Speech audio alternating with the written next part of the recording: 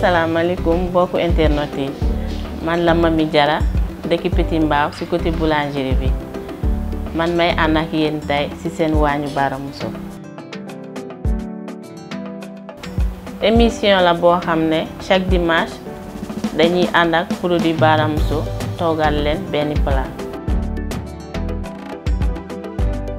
tey nag plat bi ma leen indi mooy yaasa ginaar. bi ma leen toogal plat bi nag li ma njëkkee def mooy préparer sama mélange bi ba pare.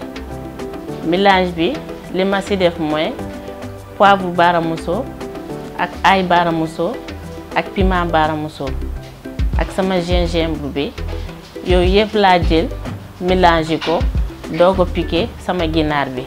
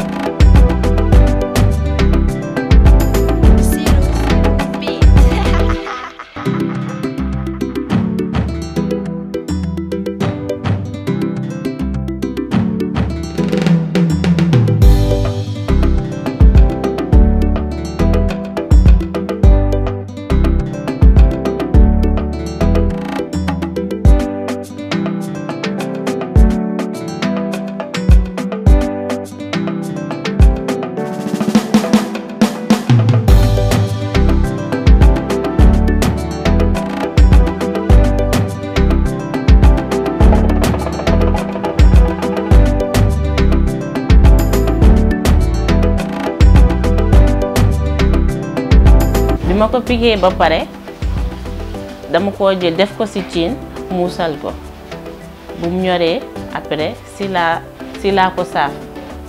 léegi bi ma paree ci saaf bi ba pare ma jël sama soble bi mariner ko. bi ma koy mariner jël naa encore poivre Bara Mousso ak ail Bara Mousso ak laurier Bara Mousso bi. léegi après mélanger sama soble bi mariner ko doog koo def ci cin bi.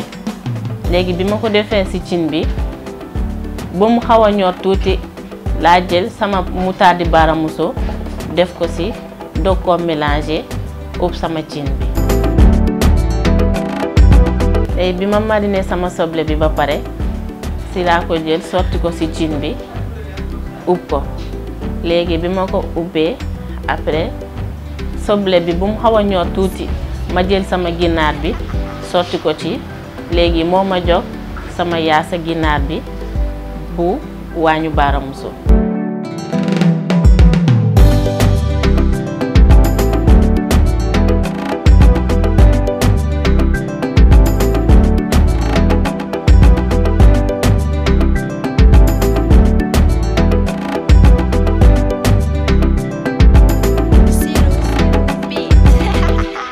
ku gis sama plat bi dina xam ne ci produit Bara Mousso laa àndaloon tey ci sama waañu Bara Mousso.